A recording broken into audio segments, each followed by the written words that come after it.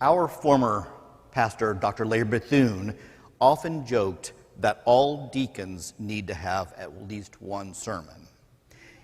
In case there's an emergency, and the pastor, associate pastor, retired pastors, all the ordained minister members of the church, and ministers who are friends of this church are unavailable. Then you might be called on to preach on some Sunday. Now rest assured, there's no emergency today, but in good Baptist fashion, David and I have been asked to tell our faith journey and our 30-year UBC journey story, which even in condensed form is a very long sermon.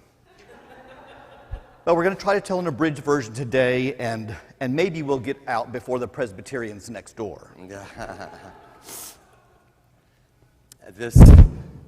During a trip to the Holy Land years ago, members of this congregation and other churches were visiting the site of Bethany, where Jesus raised Lazarus from the dead, a big sacred place.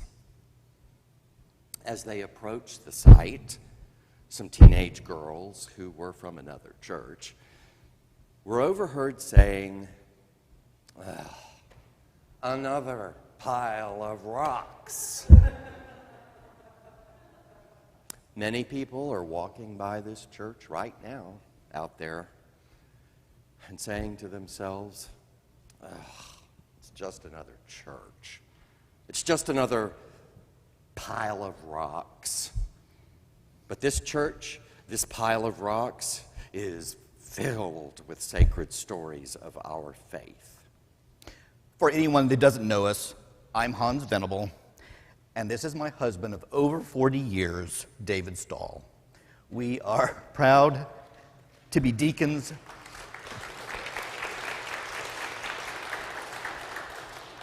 We are proud to be deacons of the University Baptist Church.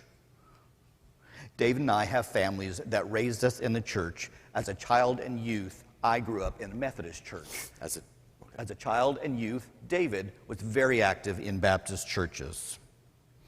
But the vast majority of our faith story and our journey is here at University Baptist Church. It was here that our faith was challenged and matured. When we joined University Baptist Church in 1991, it was a don't ask, don't tell church. And although there was no official policy, pretty much everything in our experience at that time was don't ask, don't tell. Many churches then, and even many today, are don't ask, don't tell churches when it comes to LGBTQ members. It seems like pretty much all of the churches say that everyone is welcome, but that is not necessarily true when it comes to LGBTQ folks or other qualifying issues. The basic premise of don't ask, don't tell is that as long as you don't tell anyone you're a lesbian or gay or trans or bisexual or queer in any other way, then you won't be asked, and then you're welcome to go about your business, which for a church means you're welcome to worship here and fellowship here, maybe sing in the choir here, maybe even teach Sunday school here. It's only when you tell, or someone tells, that things change. And that essentially means that you have to lie about the important personal things in life. David and I grew up in a don't ask, don't tell world, and by God, we were pretty comfortable there. Longtime members of UBC know that David and I were college sweethearts and got married secretly in 1983. Back then, like a lot of college-age folks, church didn't have a high priority in our life. While we sometimes talked about church, we didn't go. Then a friend of ours became a paid choir member of a Methodist church down the street and invited us to attend. We attended and eventually joined and became active members of that Methodist church. Then, in an ironic twist, when gay activism occurred in that church, we ran to a Baptist church because my family had always been Baptist, and what I thought was what better place to hide our gay identities in a don't ask, don't tell world than in a Baptist church where no one is going to know and no one is going to ask. Or so we naively thought. So David visits UBC after visiting many other Baptist churches in Austin and is immediately at home here. He is so excited, and that he invites me and insists that I come to a Wednesday night prayer meeting. And then after visiting several Wednesday nights, I start attending too. And pretty soon, I joined the choir. David and I became active members of the singles Sunday school class and Bible studies. In a Don't Ask, Don't Tell church, even two men who share a house together, they join the singles Bible study. We attend on Sunday mornings, attend singles group Bible studies, and attend Wednesday night prayer meeting and choir. We participated in the citywide crop walk and AIDS walk along with other church members. We learned about the history of University Baptist Church, things that set it apart from other Southern Baptist churches. At some point, I let it be known that I had preschool teaching experience, and so I'm added to the children's committee. And eventually, David and I are asked to teach the 3rd, 4th, 5th grade Sunday school class. Everything is great. We are happy worshiping at University Don't Ask, Don't Tell Baptist Church of Austin. For reasons we don't have time to talk about today, we came out to the ministers in 1992 who encouraged us to come out to some members of the church who we were comfortable with. We found acceptance among those we came out to: Larry and Gina, Lisa and Kai, Nicole and John, Linda and Casey.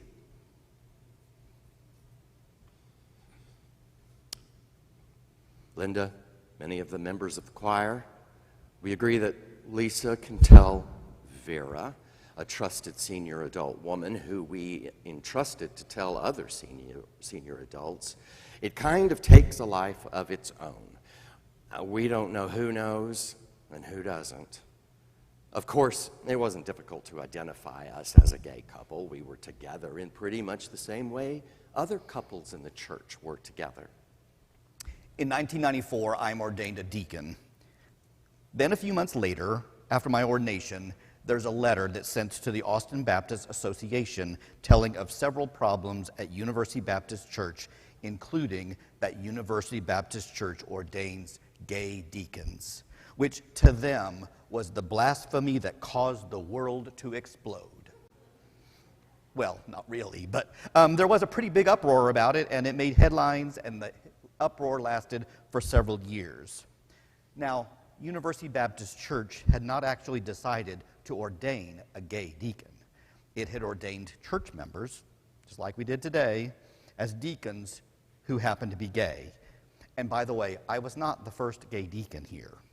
But because it was now known that the church had ordained a member as a deacon who was gay, then Don't Ask, Don't Tell doesn't work anymore. So the question had to be addressed: is it okay for UBC to have deacons who are gay? Can LGBTQ folks meet the criteria to serve as deacons?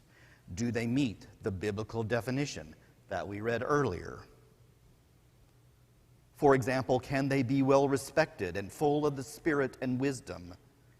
Can they have good reputations? Do they have integrity? So we had discussions, and we did Bible study, starting with a 4-week in-depth Bible study on what the Bible really says about homosexuality, conducted by Dr. Larry Bethune, who, like our wonderful new pastor, Reverend Natalie Webb, can read passages of the Bible written in its original languages, Hebrew and Greek, which meant that Larry was able to talk about the Hebrew and Greek words used in the Bible that are often used against LGBTQ folks when other interpretations should be explored. Then there was a church-wide town hall meeting to discuss the issues of the church, The fellowship hall was filled and included many people who had not been regular attendees in a while. Hans and I came to that meeting scared about what the outcome might be. We had not come out to everyone in the church, and in a Don't Ask, Don't Tell world, you don't have any idea who supports you and who doesn't. We were prepared that this could be the last time we might see many of these people, our friends. When we arrived at the town hall meeting, we were called to join a group who we knew were supporters, but we were still scared. The church moderator, Donna, was a wonderful older woman. She had a commanding, regal presence and held her handbag like Queen Elizabeth II of England, except with a Texas twist. One of the first ordained women deacons of UBC in the 1970s, was she? She opened the meeting with a wonderful prayer in which she encouraged all to be respectful and to behave like the good Christians they are.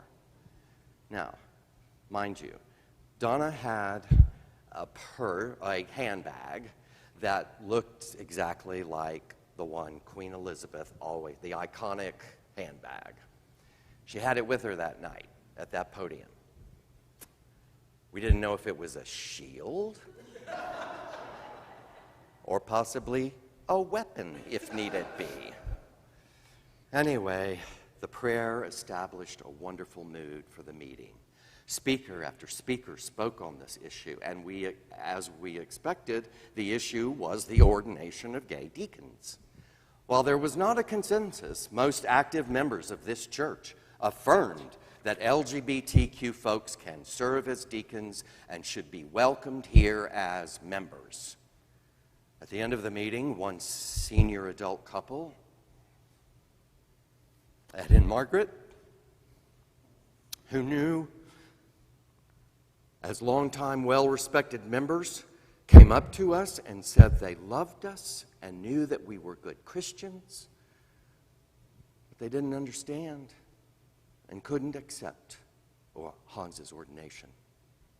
But they did it in such a way that we still left the meeting feeling pretty awesome, largely because of the other affirmations we had heard, and we left that meeting knowing that UBC would remain our church home. Now, following the meeting, a few members who were adamantly opposed left UBC. A few, like Ed and Margaret, who still weren't sure, stayed active members and supporters of this church anyway. A few who were newly energized by the issue, and some new members heard the word and came. Now, in addition, the church had to make some other big decisions, like should we continue to be a Southern Baptist church? And should we continue to align ourselves with the Baptist General Convention of Texas? Should we continue to maintain relationships with other Baptist organizations? And these were very hard conversations, because many of the members of this church wanted to be both supportive of LGBTQ folks, but they also wanted to maintain longtime historic ties with Baptist organizations like Baylor University.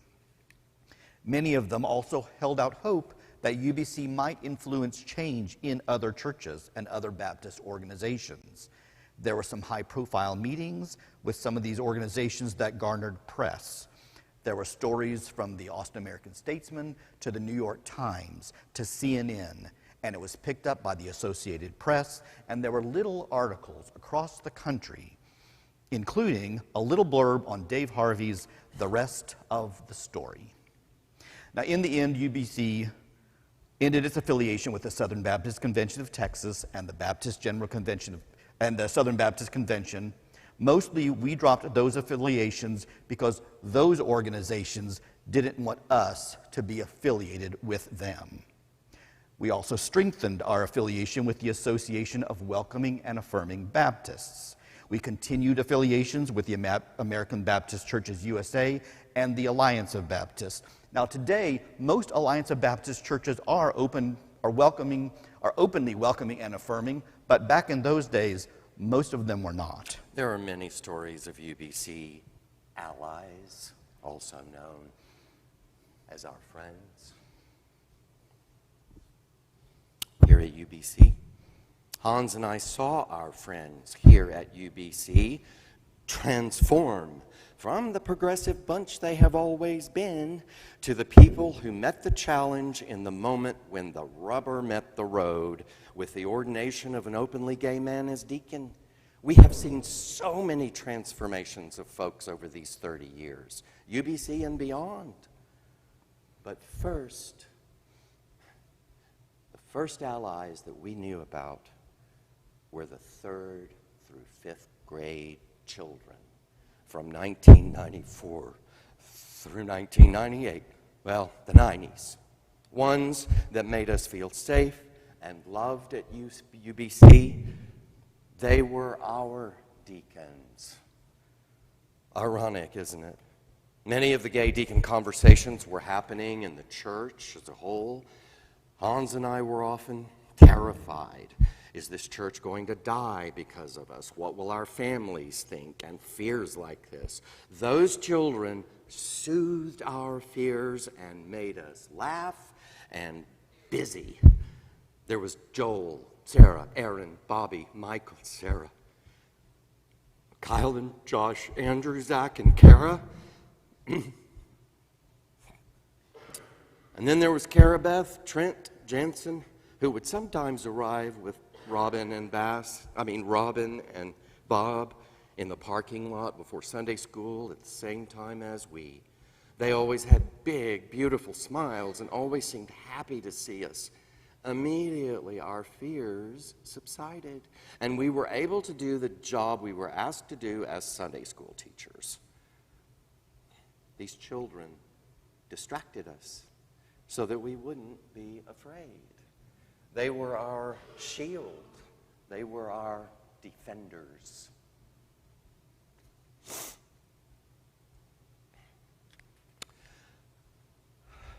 Oh, and there is Anna. She was in our Sunday school class for children, too. She probably doesn't know it, but she continues to be a deacon to us to this day. You can see the symbols of our faith in the beautiful mural she designed that will be hidden by the organ in a couple of weeks. You know what I see in that mural? I see the faces of those children. In a few short years, the church transformed from University, Don't Ask, Don't Tell Baptist Church of Austin to University. We proudly and openly welcome all, regardless of where or whether they are on the LGBTQ plus spectrum. Baptist Church of Austin. While David and I definitely played a part of this transformation story, it was the members of this church that really made this transformation happen. That's really the story. People like Cleo and Francis and Jack and Johnny Sue and David and Janie and Dorn and Tommy and so many of you who are here today and around 300 others. We actually made a list and counted people's names. All of them have their own ally stories, but that's too many stories to tell today. But just like LGBTQ folks, in a don't ask, don't tell world, LGBTQ allies take a risk when they come out in support of the LGBTQ community. The ministers of this church risked the loss of their ordinations and their livelihoods. Individual members of this church risked the loss of relationships. This is the coming out story for allies. In 1996, UBC had discussions about the needs of LGBTQ folks who were starting to come to this church. It was led by Lester and Lucille and included enthusiastic allies like Lois, Mary,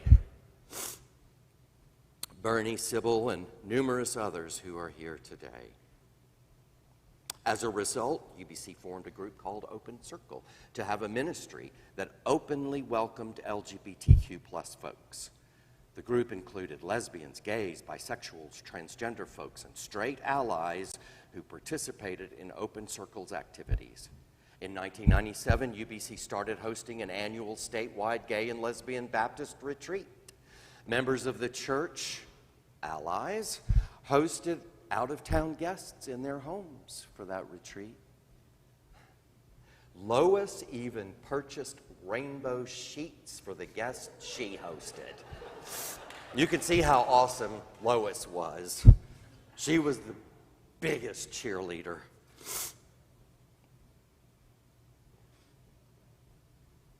That first year, many Baptists across Texas cried because they felt welcomed in a Baptist church for the first time.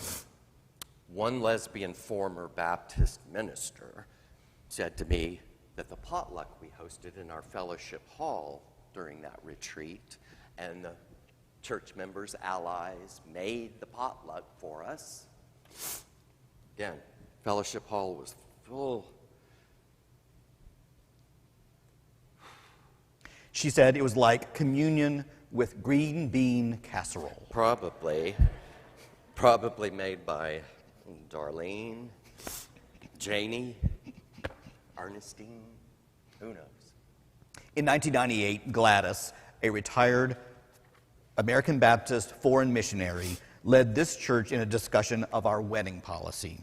And as a result, in 1999, the church approved a wedding policy that included same-sex couples, and same-sex couples began having weddings here, even though their marriages were not legally recognized. The church began to include language to announce openly that LGBTQ folks are welcomed here, including advertising in the Austin's Gay Yellow Pages.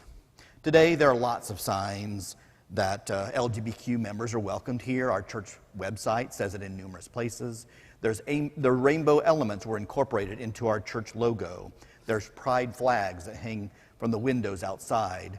Anna incorporated rainbow colors into her beautiful mural.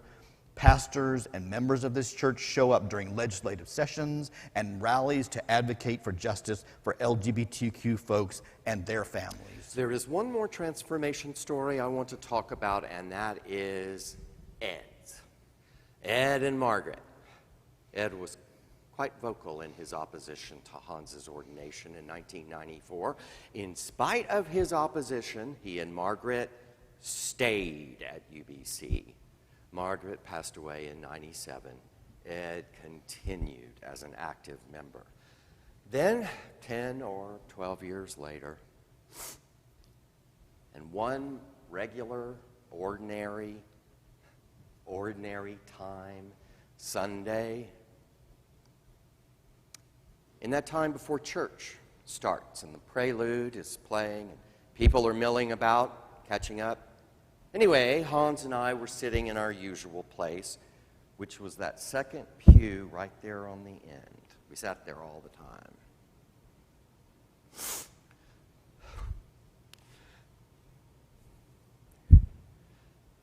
And right over there, the exact opposite, on that same second pew, they sat right under the pulpit because they couldn't hear.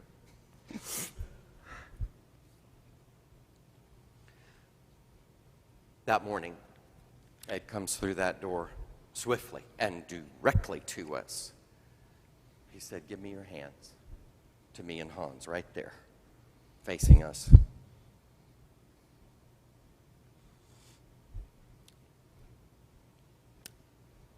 It was way unexpected. He paused as the tears rolled down his cheeks. Then he composed himself, and looking at us square in the eyes, he said, "I was wrong. Will you please forgive me?" We, of course, told Ed, "Oh, thank you, Ed." He squeezed our hands, then took his usual seat. Then, everything was ordinary again. As you might imagine, that second pew there is my sacred space. For not only Ed, Hans, and I were there, but God was there too, as grace, love, forgiveness, and reconciliation just swirled around us. Ed was 90 years old when he did this. 90. one of the most precious moments of our lives, along with getting married and the adoption of our son, Raul. Today, I can assure you that members of this church don't care where or whether you fall on the LGBTQ plus spectrum. You are welcome here just as you are. We have numerous LGBTQ deacons today and staff and clergy. They are free to speak openly in their faith testimonies about long-time or new same-sex partners, children, and we all feel free to share the personal LGBTQ plus stories of our lives and how God protects us. And this church has plenty of allies who aren't on the LGBTQ plus spectrum at all, and they will love you just the way you are. Someone asked recently why I go to church, and I truly believe that UBC and churches like UBC literally save lives. For people who will never come here, the fact that UBC exists and that they hear our stories keeps them alive and with hope, knowing that they could be loved. We are both proud to be deacons here and members who happen to be gay. This morning, in the call to worship, there was the little statement, surprise us, challenge us, transform us.